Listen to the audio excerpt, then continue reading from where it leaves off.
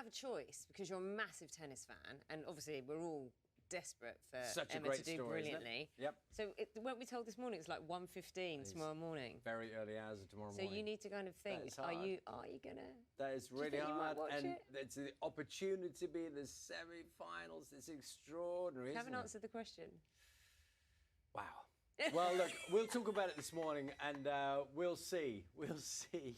It's just a brilliant story. Brilliant. It's just a Absolutely brilliant story. brilliant. In New York, it sounds like, are really kind of embracing her. Yes. The whole attitude and the smile and everything. Just her competitiveness, her brilliance. Matt, sorry. Time now is 18 minutes to 8. Talk to Mike. Good morning to you. Good morning. So much to talk about as well. It's because remember she had to come through qualifying as well. You kind of, I almost don't want to talk about it too much because I just don't want to jinx it. And it's a hard match against the it Greek, will be. Maria Sakkari. That's tomorrow, though. Yep. But and in a moment, we're going to be going to the club where she started, Raducanu, in Bromley. But very polished, isn't it, there? Yeah? As if he's been doing it for a while. What did you call the song? Utes, Country Utes, wasn't it? I don't know. I don't know, I'm new to the album.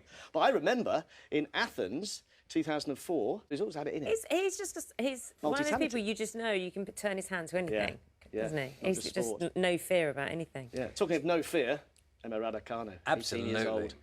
That's the thing that gets me. It's just her mental attitude, isn't it? Hasn't been fazed by any of the pressure, all the attention on her.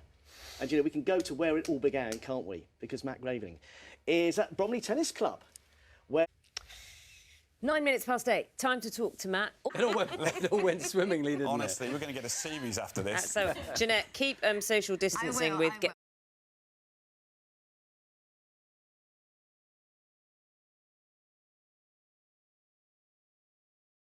National TV admitting that, eh? Oh.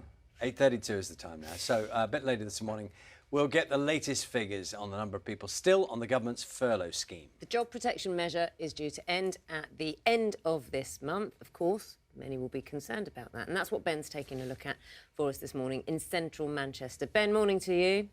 To be thinking about Christmas dinner. A lot of people talking about it already. Yeah, you kind of think it's going to be resolved by then, but it obviously will be keeping an eye on it. Let's see, 8:38 the time. So, you will know, over the past year, former rugby league star Rob Burrow has inspired so many people as he comes to terms with his diagnosis of motor neuron disease and campaigns to raise awareness of the condition. Now, one of those people who's been impacted by his story is his close friend, the actor Matthew Lewis. And Matthew's been talking to Sally about their friendship and how it felt to be asked to narrate Rob's new book. It is very inspiring. I'm just picking up on that one thought, Mike, as we look ahead to the... You're there, Mike, because we're talking about the specials now. Yes. For more than 40 years, the specials have used music to protest against injustice.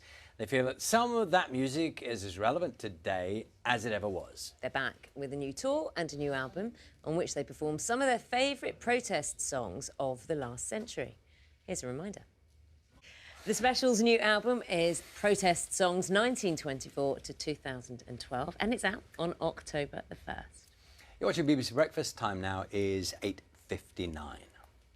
Let's take a last look at the news headlines for you now.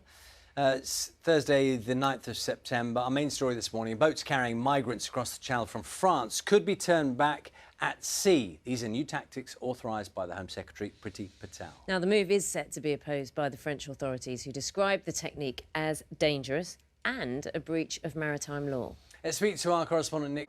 The government is beginning a 6-week consultation on whether it should be compulsory for NHS staff in England to be vaccinated against COVID-19.